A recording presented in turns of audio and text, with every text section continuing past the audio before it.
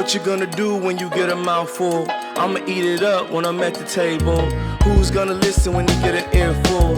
Everybody listen when they got their mouth full. A mouthful of this, a mouthful of that, a mouthful of love, a mouthful. They say, don't talk with your mouth open, but I got a lot to say. Hey, what's up, everybody? I'm Kawasi. And I'm Andre. And this is A Mouthful. Look, and we're here today. Andre, tell them where we are today. All right, so we are at Casa and the Santa Monica Promenade. So right here, we're actually going to go over. We have some lovely food for here. We have taquitos, we have nachos, and we have carne asada tacos. Yes. And we're in this lovely restaurant that's owned by three brothers. Three brothers. You know, we have to support the mom and pops local restaurants, the eateries by our people. And we want to give a special shout out before you start to Luna Nueva, who sponsored this tequila. I'm going to pour a little bit of this inside of my little pineapple, y'all, before we get started. Don't judge me. But it's reposado. It's my favorite. Andre, tell us about that happy hour special. All right, so they do have it Monday through Friday from 3 to 6:30, and then also they have lunch specials starting at 12. So come in and enjoy it right across the street. Also, there's a movie theater, and then one thing also, too, I don't know if anybody's aware is from Thursday through Saturday, you actually can drink in the promenade. So come in, get yourself a margarita to go. This outside on the promenade. And they have an incredible R&B night here too, guys. So just look for them on Instagram. We'll put it right here in the lower thirds. So today's episode is called We Got a Meetings in the Ladies' Room. And Andre, so can you tell us a little bit about what this is about? Or I can go into it after. Well, so I know pretty much it's a concept of toxic femininity. And I know this is something that you are actually more aware of because you're the one that actually brought this to my attention. Yeah. And it took me a little bit to actually understand where you're coming from. Right. But then once you explained it, I'm like, oh, that kind of makes sense. Because we always hear about toxic masculinity, but we never hear about toxic femininity. And especially, you know, presenting sometimes as feminine or androgynous or having women in my family that present masculine, they always are held to these misogynistic, these patriarchal rules. And today with us, we got the incredible Gabby. Gabby's with us. She's going to help us dive into this conversation. Andre. All right. So first, introduce yourself and your brand. Well, my name is Gabby, the founder and the visionary behind Unlikely Angel brand. Okay. All right. What is Unlikely Angels? Unlikely Angel is just a reminder to just be kind to one another. Our mission statement is be careful who you overlook. They might just be an angel. Wow. Can you tell us where to find you all on social media? Yeah, you can find us on all platforms on Unlikely Angel brand. And somebody told me that you wearing something from your clothing line today. Can you give us a clothing tour? What you got on? You know what I'm saying? saying? You got to represent. There we go. Okay. Peep the back. Peep that, buy that. Also, too, because I met you through my friend Lexi, and the one thing they said that you do this thing where you go out and I guess it was a Venice Beach where you're giving out personal hygiene items and stuff like that to the unhoused in the communities of Los Angeles. It's about giving back. People want to say a lot, but the one thing is it's like being back there. They don't do a lot. They don't be in the action. Mm-hmm. So that's one thing I'm going to commend you on. Yeah. Can you tell us a little bit about what you do for the unhoused community? Yeah, of course. You know, the biggest goal is to always be about what you're talking about. You know, if you're going to have a mission statement as large as be careful who you overlook, they might just be an angel, you have to do something for those unlikely angels that are out on the street. Oftentimes, the unlikely angels are the gang members, the unhoused, and the unhoused get overlooked daily. Yeah. And so we go out, we've done 3 outreach days, each time handing out 100 care packages to the unhoused.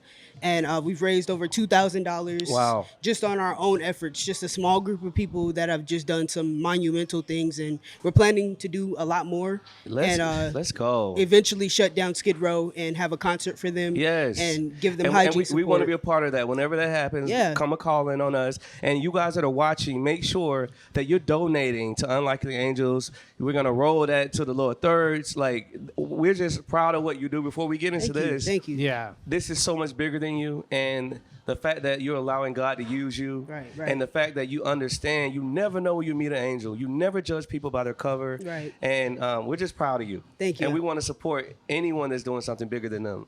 All right, so let's just get into it. So, you know, I know the one thing you are really big in your church. How are you accepted by your church family?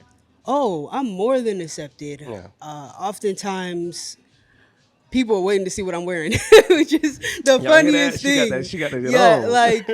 like especially in the past, like I've had such terrible experiences, and my goal was to find a place where I was celebrated and not tolerated. And That's a good. Wow. and I Yeah. truly believe that I'm celebrated at my church. She's dropping gems, y'all. All Dropping right, gems. another thing is like, what do you think women should stop apologizing for?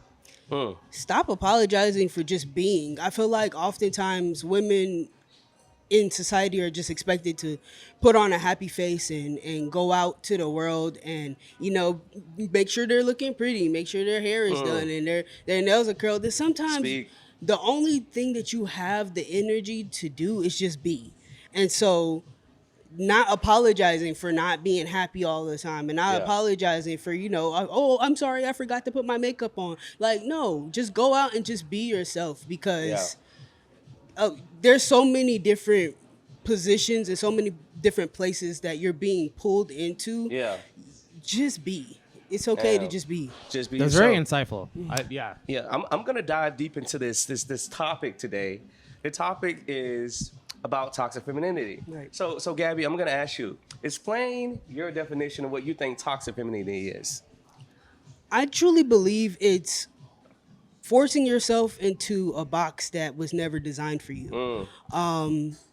Me being a masculine presenting woman myself, I just never fit into the box of, getting married to a man, or, putting a dress on, or putting Yeah. makeup on, or, speaking with this high pitched voice. Yeah. Like, no, it's just, Well, it's that just drives me not crazy. me, man. That- Like, it hurts my throat after a minute. I'm not about to do all that. So I feel like, toxic femininity is what society has placed on us, but not only that, but it's something that we've internalized Yeah.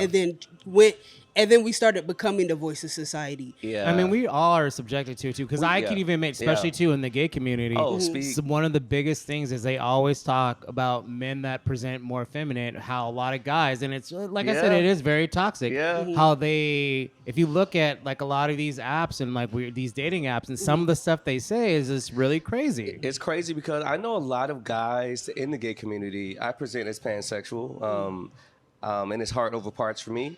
But I know a lot of people that I know personally won't even date a guy that is feminine because they're like, oh, he's too feminine, or everybody's a bottom, or this bottom shaming, or But I think. And it's funny because there's a lot of Yeah. the tops out there are feminine, which is really crazy. And let's be real, the feminine guys, they're getting the same attention as all these other people, but just not in public, right? Yeah.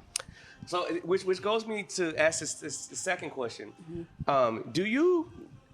What do you know? How do you feel of asking women to only cook and clean in a household? Do you feel like that's toxic femininity?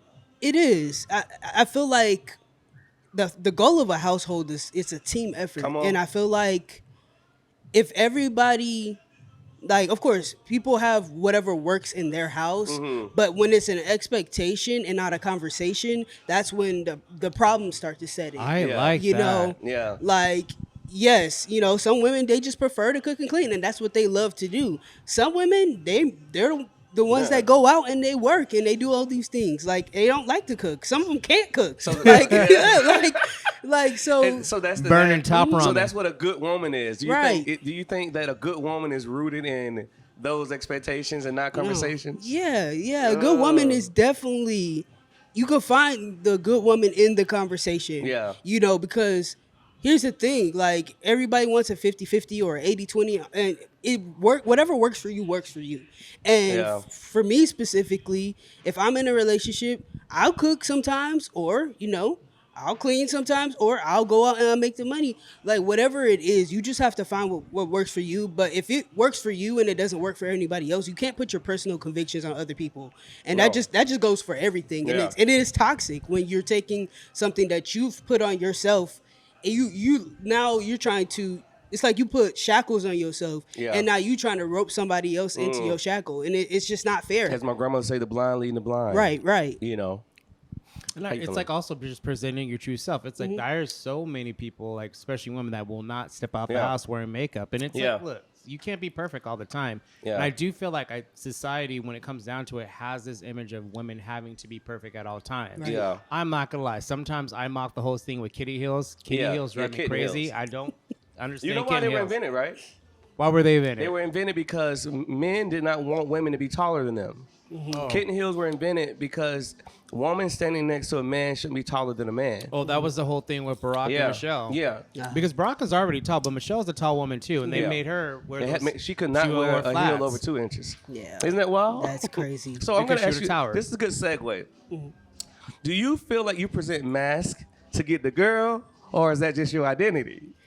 I dress for me. Yeah. I've been dressing like this since I was like 5. Wow. You know, I'm really into fashion. That's one of the other segues I have is I'm a personal stylist on my free time, and Let's you go. know, I just like to dress for me. I like to get in the mirror and like, oh, this is nice. You know, the second you start dressing for other people, you lose yourself, and you know, this has always been a big part of me. I respect that. I think that most people think that being masculine is performative when actually being feminine is actually performative. Right.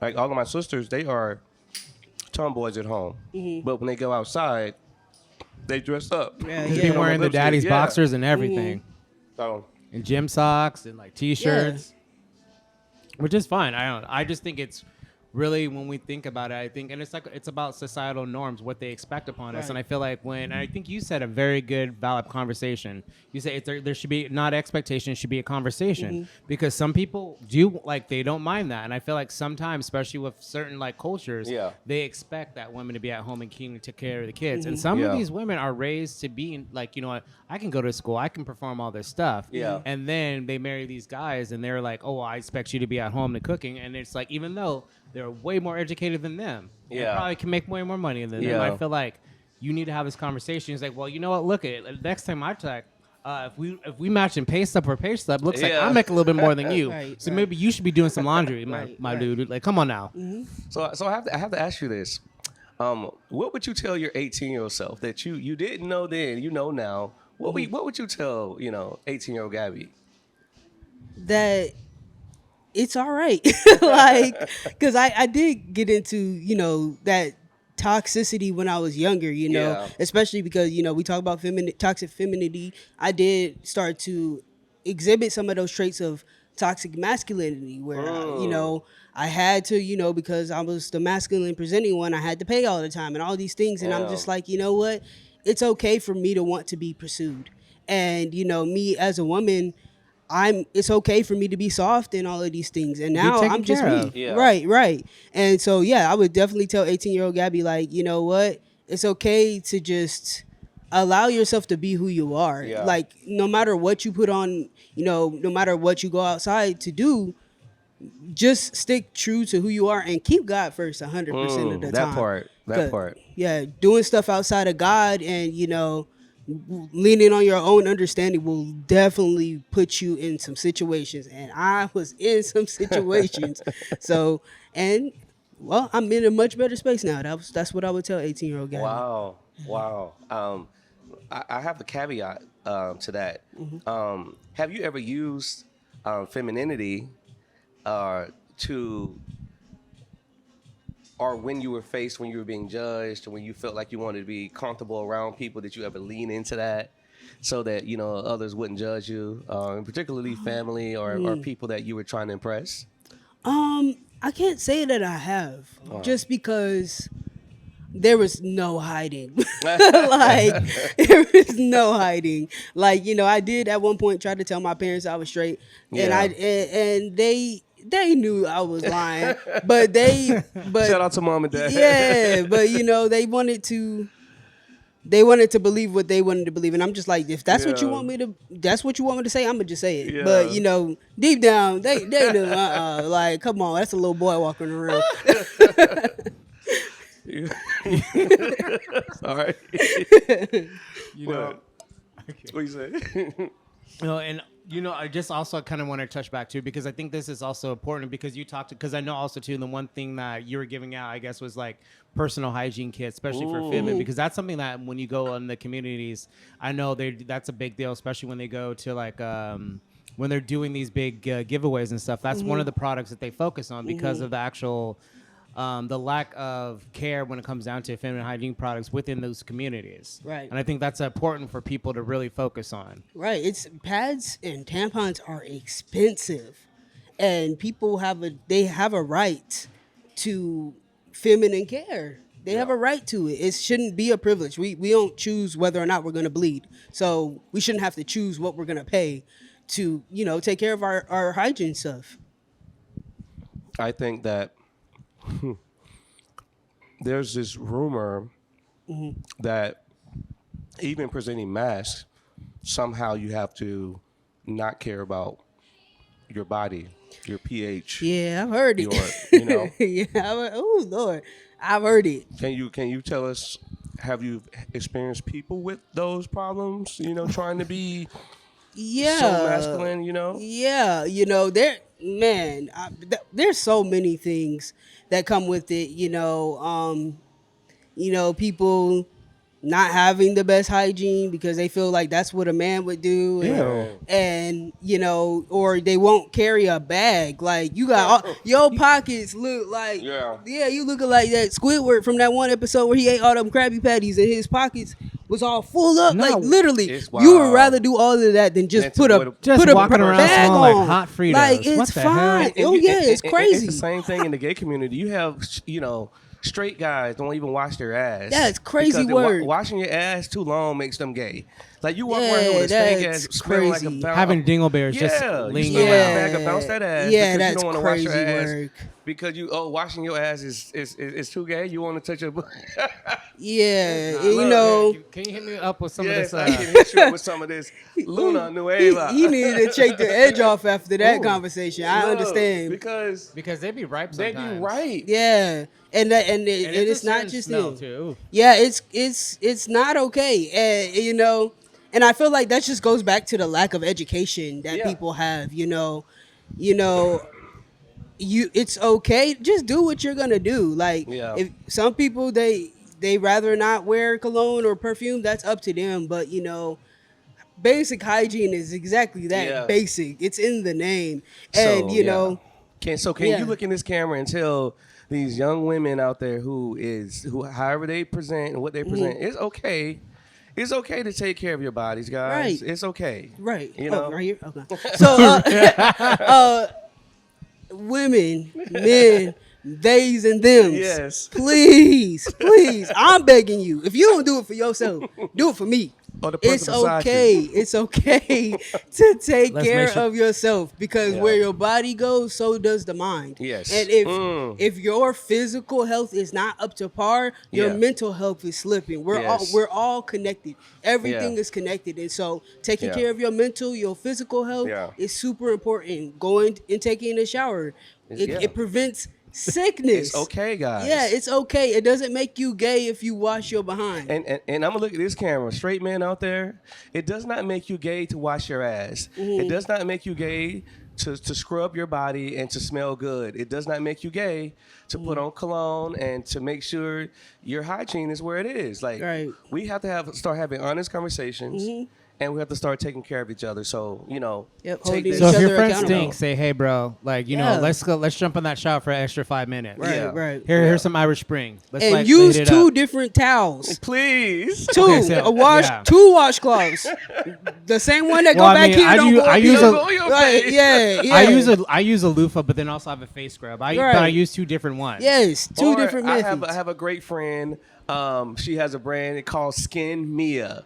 Plant-based. Plant-based towels that you put on hot water. They wash off makeup. They wash your face. But you're not supposed to be using the same towel that you wash your ass with to wash your face with.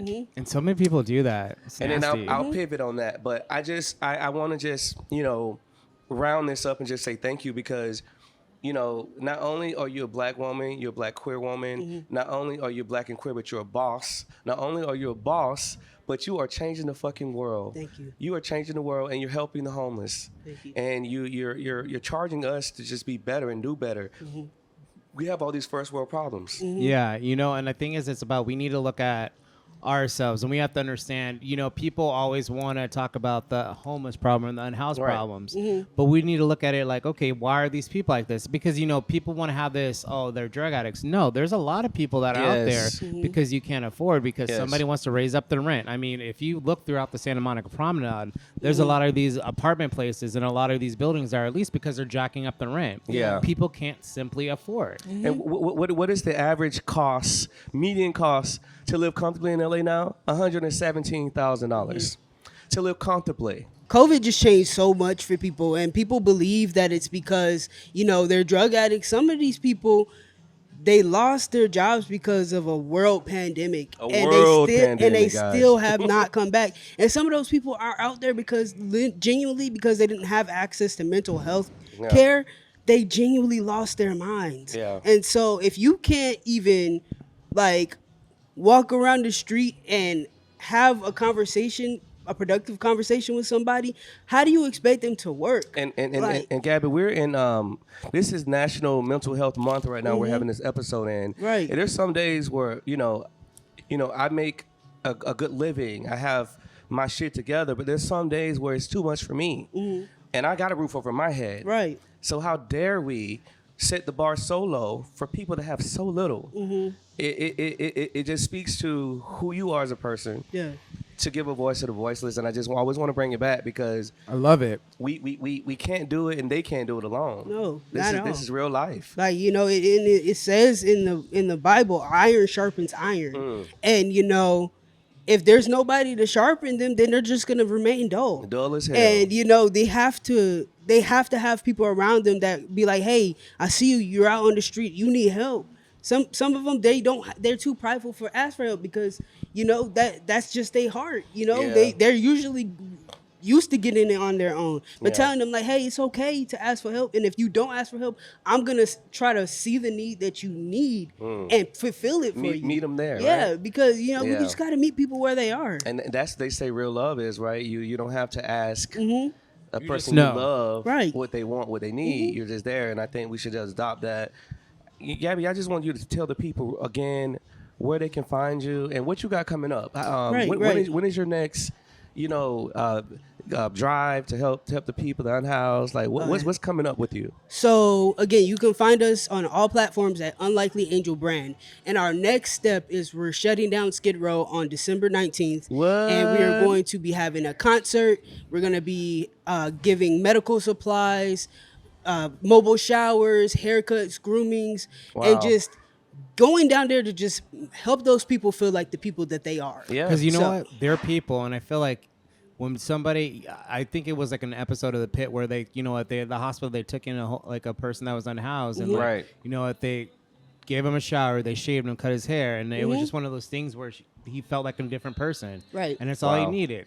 Right. It's the little things that matter. Like when we were out this past month, the last outreach that we did, there was a person that they didn't have any shoes on, and we were giving out flip-flops, and they were just overjoyed about those flip-flops because that's stuff that we oftentimes don't have to think about. We can just get up, put our shoes on, go in the refrigerator, get something to eat, and we have people out here that are grateful for just flip-flops. And so that just shows you that the bar is in hell when it comes to what is being done for people. If that person is just grateful for flip-flops, we have so much work to do, and the government is showing us that they don't care. And so it's going to take the community effort. It's a community effort to be able to help these people. That's why we're approaching a very, very important time, especially within the state of California, even the city of Los Angeles. We need to we need to get out there and vote. And I feel like one of the things is people get discouraged. Yes. People get discouraged and be like, what's the point of me voting? No, there is a point of you voting. Yeah. And then if you're not going to go out there and vote, you can't fucking say shit. Yeah. Keep your mouth shut. Right. Bitch. Yeah. And I just want to bring it back home because I just want to reiterate on this podcast, we want to make sure that we're having our own conversations. So many people control the narrative of what people of color, queer people of color think, do, act, and say. We just want to say thank you for coming here opening up your world, opening up what you do, and giving us a reason to be proud for who the fuck we are. Right. Like, you should be so proud. Right. And if nobody told you, the mouthful is proud of you, and we're proud of what you're doing. Thank you. And I'm in awe. And I just want to say thank you. Andre, I know you have something to say. I'm sorry because I have to go to this story, a funny story, because I know, like Lexi, she told me how you guys were giving out kits, and it came to the same person, and they were like, "But I'm not homeless." I should have laughed at that. But maybe the spirit was homeless. Something was And there. she felt so bad, but then eventually they had to do. They did it again at the same time. But it's just one of those things where it's funny, but it's also showing that you care. Yeah. And it's just like, we know what, we're sorry, but we're just showing you care. But like, these are these resources. And so if you do see these people out there, this is why I'm saying this. Yeah. If you do see people out there and you see them giving out stuff, and if you need it, take it. That's what it's there for. Right. Yeah. We And did don't have be an too- encounter like that. Don't be too ashamed to take it. Right, Because right. Yeah, We- you block your own blessings Exactly. like that. We did encounter a situation like that where there was these two dudes, and we asked them if they wanted a care package, and one of them really wanted that care package, but then he asked his friend, and he said, "No, I don't want it," and he started low key going off. And I really wish that he would have just taken it because he needed it. And sometimes I can't force help on you. And so if you're not going to accept the help, if you want to be a follower, then ultimately it stops you from receiving whatever God has for you. Yeah. Following yourself down the wrong road. Right, right. Well, I want to just say thank you. And again, we want to say thank you to Casa, Martine, for allowing us to be here, located on the 3rd Street Promenade. Please come here and show love. So crazy. What do we have coming up next? Oh, man. We have an incredible performance by Ada 9 with Beck and Call. You guys don't want to miss it. We always have an upcoming artist on this show that's going to just change the world. And this young man has given us his time, his talent, and he's gonna tear it up. So, Gabby, we want to say thank you one more time Of course. Thank you for for coming having me. here. And we're going to support Unlikely Angels. And Andre, We're just gonna keep up the good work, and you know what? Honestly, what did you say? Don't talk about it. Be about it. That's good. Hey, what's up, a Mouthful crew? Listen, when my associate producer Lexi calls, you answer the phone. She hit me up a few days ago telling me she had this incredible artist. And I didn't hesitate. But once I hit play, I levitated. Yo, we have this opportunity, Andre and I, to be breaking in some incredible artists that we know are going to change the world. And this next performer is no exception.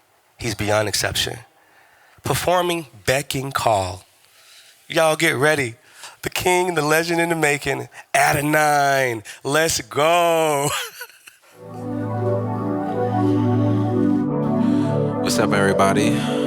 This song is called Beck and Call from my project 808. Exchange myself with you tonight. You've chipped away my ice. We went through so much pain in this life. She said, "You're right. I can't be chased all night." No lies, no lies. No lies, no lies. Yeah. It don't take too much for us to get involved. By yourself, you take care of a hefty haul. I could keep it simple, ain't no hidden clause. But $1 million on you if I don't want bet at all. You've heard it all before. I can't tell you what to think anymore. So you better say no more.